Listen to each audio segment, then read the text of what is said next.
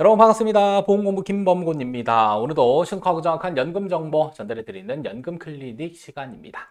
자, 이번 시간 주제는 이 연금저축보험을 연금저축펀드로 이전해야 할 이유에 대한 부분과 어떻게 이전할 수 있는지 이전하는 방법에 대해서 알려드리도록 하겠습니다. 자, 만약에 영상 통해서도 이전하는 방법을 잘 모르겠다라고 판단되시는 분들은 댓글 통해서 상담 신청해 주시면 이전하는 방법에 대한 안내도 같이 전달드리도록 하겠습니다. 자, 그러면 본론 들어가기 앞서 여러분들 구독, 좋아요 하나씩 눌러주시고 이번 시간 영상 끝까지 시청해 주시면 감사하겠습니다. 자, 먼저 첫 번째로는 연금저축보험의 각각의 특징들을 한번 비교를 해볼 텐데, 자, 연금저축이라고 하는 상품들은요, 각각 금융회사마다 상품을 판매하고 있습니다. 그래서 은행은 연금저축 신탁이라는 이름으로, 증권사는 연금저축펀드라는 이름으로, 그다음에 생명보험사랑 손해보험사는 연금저축보험이라고 하는 이름으로 판매를 하고 있었고요.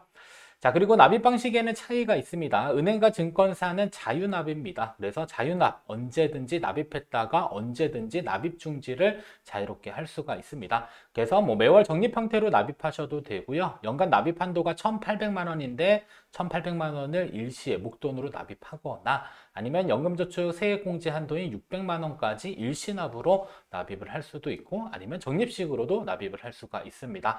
다만 보험사 상품들은 정기납 가입하셨을 때 이미 납입 기간을 설정해 놨기 때문에 중간에 납입 중지해서 실효 상태가 되게 되면요. 다시 계약을 부활하기 위해서는 과거에 납부하지 않은 연금보험료를 모두 다 납부해야 되는 부분들이 있습니다. 그래서 유일한 단점이다라고 한다면 소득활동에 종사하지 않더라도 계속적으로 납입해야 되는 부분들이 있고요. 만약에 납입을 하지 않게 되면 계약 자체가 실효 상태가 되고요. 실효된 계약을 다시 부활시키기 위해서는 그동안에 납입하지 않은 모든 보험료를 납입해야 되는 이러한 불편사항들이 생길 수가 있습니다. 따라서 납입의 유연성 측면에서는 은행이 판매되고 있는 연금저축 신탁과 연금저축 펀드가 월등히 유리하다고 보시면 되겠고요. 반대로 강제저축 측면에 있어서는 어떻게 보면 보험사 상품들이 조금 더 유리한 구조로 되어져 있기는 합니다. 자, 그리고 만 55세가 넘어가면 연금 형태로 수령할 수가 있습니다. 그래서 연금을 수령하는 방법은 뭐 확정, 기간, 금액 뭐 여러 가지 방법들이 있는데 이거는 이론적인 부분들이고요. 실질적으로는 제도가 많이 개선됐기 때문에 최근에는 임의식, 내가 원하는 만큼의 자금을 인출할 수 있는 이러한 제도들로도 많이 변경이 되고 있습니다. 다만 임의식으로 인출할 수 있는 회사는 증권회사만 가능하고요. 나머지는 확정 기간 혹은 금액으로 설정해서 인출을 해야 되고 그다음에 생명보험사의 연금저축보험은 종신토록 수령할 수 있는 이러한 기능들도 가지고 있습니다. 자, 그리고 예금자 보호법과 관련돼서는 뭐 5천만 원 한도로 보호되냐 되지 않냐 이런 부분들인데 뭐 은행 상품들은 적용되고요. 보험사 상품들은 적용되지만 증권사 상품들은 일단 투자 상품으로 운용되는 것들은 예금자 보호법상의 보호는 되지는 않습니다. 다만 예금자 보호법상 5천만 원 때문에 뭐 은행이나 보험사 상품을 선택한다 그거는 조금 바람직하지 않다라는 점 참고로 좀 알고 계시면 좋겠고요. 이왕이면 증권사의 연금저축 펀드를 신규 가입하시는 게 더 좋은 방법이 될 수가 있습니다.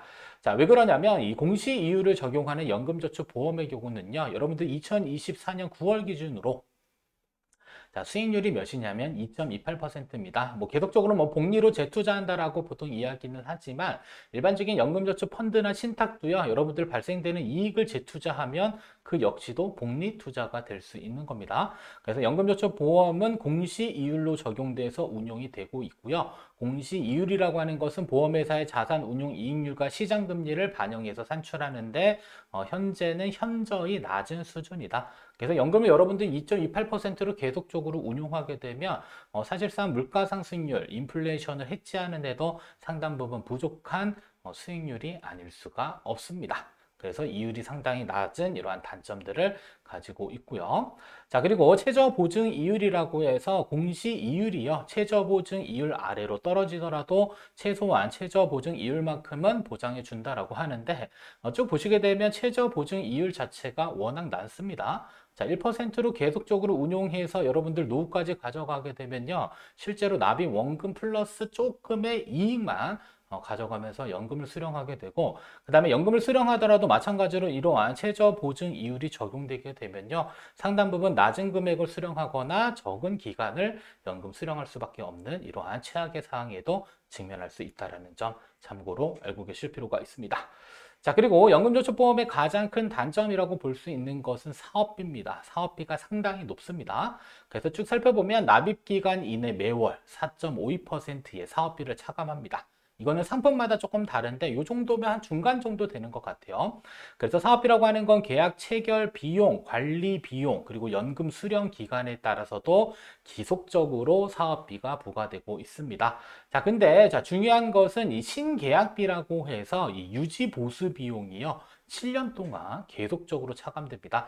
그래서 일반적으로 연금저축보험을 가입하게 되면 납입 원금이 해지환급금과 일치하는 그 시점이 바로 7년 정도 되는 시점인데 이거는 계약 7개월 비용이 7년 동안 계속적으로 빠져나가는 부분이 있어서 그렇고요. 그 이후에도 계속적으로 계약 관리 비용과 판매 보수 비용에 대한 부분들은 계속적으로 차감이 되고 있습니다. 그래서 사업비가 상당 부분 높은 이러한 단점을 가지고 있다는 것 알고 계실 필요 있을 거고요. 자, 그리고 중도 해지 시에는 또 해지약 공제 비용이 발생이 됩니다. 그래서 1년, 2년, 3년, 4년, 5년, 6년, 7년, 뭐 7년 차 정도가 돼야지 이제 해약 공제 비용이 발생되지 않는다. 그래서 저축성보험의 가장 큰 단점이다라고 한다면 이렇게 페널티들이 있습니다. 그래서 일정 기간 유지하지 못하고 해지했었을 경우에는 해지 페널티, 즉 해약 공제 비용이 발생되기 때문에 최소한 뭐 7년 이상 유지하지 않게 되면 해약 환급금이 납입 원금을 초과하지 않는 그런 상태가 발생되기도 합니다. 다만 뭐 최근에 나온 상품들을 보게 되니까 뭐 1개월만 지나도 해지 환급금이 100%가 도달되는 이러한 상품들이 최근에 출시되기는 했습니다만 수익률을 보게 되면 엉망진창입니다. 뭐 7년 정도 됐었을 때 104%. 자, 7년 정도 됐을 때 104%는요. 이 4를 7로 나눠버리시면 됩니다. 그러면 0.몇 %의 연복리 수익률이 적용되는 이러한 구조이기 때문에 사실상 이게 뭐 연금 상품일까요? 라는 질문을 던졌을 때 살짝 고개를 갸우뚱할 수밖에 없는 그러한 상품 구조를 가지고 있기도 합니다. 자, 그리고 공시이율과 사업비 간의 관계는요. 자, 매월 4.52% 사업비를 차감하는데 자, 공시이율은 2.75%가 적용이 되는 겁니다. 자, 그러면 공시이율은 연 적용이고요. 사업비는 매월 떼가는데 매월 4.52%를 차감하는데 공시이율이 연 2.75면 계속적으로 적립할 때마다 마이너스가 나는 이러한 구조를 가지고 있습니다. 그래서 뭐 안전하다라고 하는 이러한 장점이 있을 수도 있고요. 뭐 최저 보증 이율이라고 하는 그러한 기능들이 있어서 안전하다라는 장점은 있기는 하지만 사업 비용 자체가 너무 높고요. 그리고 공시 이율 자체는 너무나도 낮기 때문에 실질적으로 운용하면 운용할수록 계속적으로 마이너스가 되는 구조를 가지고 있습니다. 자, 예를 들어서 매월 10만 원을 납입한다라고 가정하면요. 이 사업비로 일단 4,520원이 차감이 됩니다. 자, 그러면 연간 기준으로 120만 원 납입하고요. 5만 4천 원이 비용으로 빠져나갑니다. 그래서 실질적으로 적립되는 금액은 114만 5,760원이 적립이 되고요. 자, 납입 원금 대비 적립률 따지면 95.48%. 여기에 공시이율까지 반영하더라도 실질적으로 1년 지난 시점의 수익률은 계속적으로 마이너스가 되는 부분들이 있다고 보시면 되겠고요. 그리고 중간에 해지하게 되면 뭐가 있다? 해약 공제금이라고 하는 게 붙기 때문에 사실 납입 초기, 납입 기간 초기에는 상당 부분 큰 손실이 발생되는 구조이다라는 것을 꼭 기억을 하실 필요가 있습니다. 자, 그러면 이러한 여러 가지 단점들을 이제 인지하고 내가 연금저축보험을 연금저축펀드로 이전하고자 할 때는 반드시 주의해야 될 부분이 있습니다. 첫 번째로는 납입 원금에 대한 이전이 아닙니다. 여러분들이 만약에 1,000만 원을 납입을 했다라고 했었을 때 납입한 원금 1,000만 원이 이전되는 것이 아니고요. 여러분들의 상품의 해약 환급금이 이전이 되는 겁니다. 그래서 납입 원금이 아닌 해약 환급금을 일단 조회해 보시고 그것이 100%를 초과하는지 여부 등을 확인해 볼 필요 있습니다. 그래서 상품마다 뭐 좀 차이는 있을 수 있지만 보통 보편적으로 따지게 되면 7년 정도 경과했을 때 100%를 초과하는 것으로 확인이 되고 있고요. 자, 그리고 환급률이 100%를 초과하는 시점에는 그래도 납입 원금까지는 지켰으니까 이때는 연금저축 펀드의 이전을 고려를 해주시면 좋겠습니다. 다만 연금저축 펀드로 이전할 때는 연금저축 보험을 해지하고 이전하는 게 아닙니다. 그냥 이전 신청을 통해서 이전하는 거지 해지해서 이전하는 것이 아니기 때문에 그 부분 주의하실 필요가 있겠고요. 자, 그리고 환급률이 100% 미만이다. 예를 들어서 현재 환급률이 95%, 2년 있다가 환급률이 100%다라고 한다면, 자, 현재 시점 95%의 상태에서 연금저축펀드 이전해서 2년 안에 자, 환급률 100%, 즉 납입 원금 이상의 수익을 낼 수 있다면 이때는 바로 이전하셔도 무방할 수 있겠고요. 아니다, 나는 운용하는 데 자신이 없다라고 한다면 그래도 환급률이 100%될 때까지는 납입하셔서 세액공제 적용 받으시고요. 그 이후에 이전을 하셔도 무방합니다. 자, 그러면 이전하는 방법은요. 첫 번째, 증권사를 일단 선택을 해야 됩니다. 왜냐하면 연금저축펀드로 이전할 거니까. 그래서 첫 번째로는 연금저축펀드를 가입할 증권사 선택하시고요. 그리고 연금저축펀드를 가입하게 되면 계좌번호가 생깁니다. 자, 그리고 대부분 요새는 이제 어플리케이션을 통해서 이전 신청을 하고 있습니다. 그래서 증권사 모바일 앱에 들어가셔서 연금저축 신청 이전 탭이 있습니다. 신청이 아니라 이전 신청 탭이 있어요. 자, 그러면 이전 신청 탭에서는 여러분들이 만약에 연금저축보험을 가입하고 있다라고 한다면 연금저축보험의 증권번호가 있습니다. 그래서 연금저축보험을 가입한 보험회사와 증권번호만 간략하게 입력을 해 주시고요. 입력을 해서 신청 버튼 누르게 되면 보험사에서 이전과 관련된 전화가 한 통 오게 됩니다. 받으시고 이전 신청하겠습니다라고 이야기만 해주시면 연금저축펀드로 연금저축보험의 해약 환급금이 통째로 넘어오게 됩니다. 자, 그리고 나서는 어떤 방법으로 운용할지 투자 계획을 세울 필요가 있습니다. 왜냐하면 일단 첫 번째로는 목돈이 하나 넘어와요. 그죠? 왜냐하면 그 전까지 가입했던 납입 원금이 목돈으로 하나 넘어오게 되고요.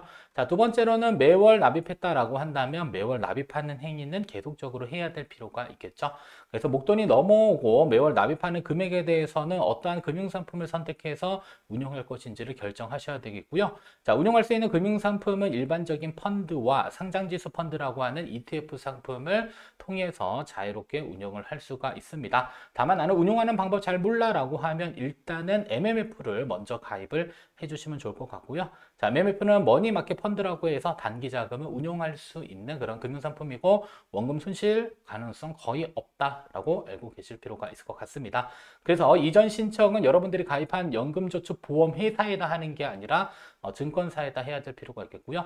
가끔 보험회사에다 전화해서 문의를 하게 되면 해지하게 되면 그동안 공제받았던 금액에 대해서 16.5% 운용 이익에 대해서도 16.5%의 세금을 차감해야 된다라는 얘기는 해지를 했을 때 얘기고요. 여러분들은 해지를 하는 게 아니라 이전하는 겁니다. 그래서 연금저축펀드 신규 가입한 회사에서 이전 신청해서 고스란히 넘어오는 거지 상품 자체를 해지하는 게 아니기 때문에 그런 오해는 하실 필요는 절대적으로 없다라는 점 참고로 기억하시면 되겠습니다.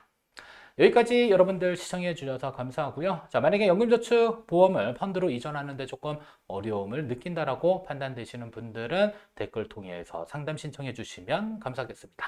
자, 이번 시간 영상 여기서 모두 마치도록 하겠습니다.